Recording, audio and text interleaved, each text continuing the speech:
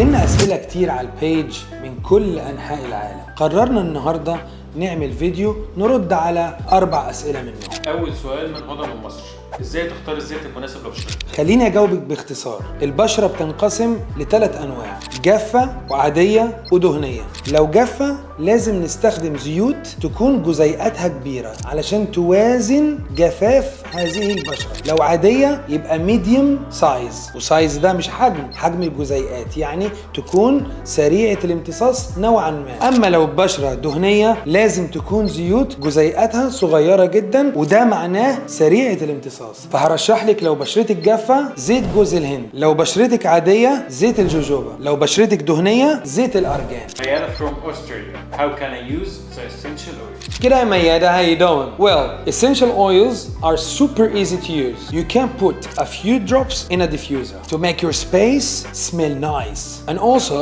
you can mix them in a carrier oil to be able to put it on your skin, or add them on a water to clean it. Just remember, always mix the essential oils with a carrier oil. Never put it directly in your skin. And of course, never hesitate Mayada to get back to us if you have any other question. كيفاش ندير خل الرمان في الدار؟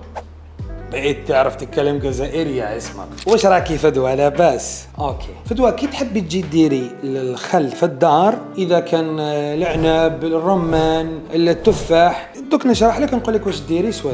دوك انت راكي تهضري على الرمان، تجيبي الرمان تقطعيه، حطيه في بلاره، غميه مليح، ديري له كاش قماشه وقعدي قلبيه كل سمانه، ومن بعد يخرج لك الجي تاعو، عصريه مليح، يقعد ابيبري واحد الشهرين، عصريه مليح وبونابيتي. ليلى من مصر: ايه افضل زيت للشعر الجاف؟ تمام، نفس الموضوع اللي يخص البشرة، هي في فروة الرأس. جاف يعني فروة الرأس تفتقر للدرجة الدهنية الطبيعية، فلذلك بنحتاج عامل مساعد اللي هو ايه؟ الزيت الطبيعي، وتكون جزيئاته كبيرة زي ايه؟ زيت الزيتون او زيت الافوكادو. وده كان اول مالتي كالتشر فيديو بيجاوب على جزء من اسئلتكم. تابعونا او ابعتوا كومنتس، وما تقلقش هنرد على كل اسئلتك، سواء كان هنا كومنت او رسالة او هنعمل فيديو اللي بعد.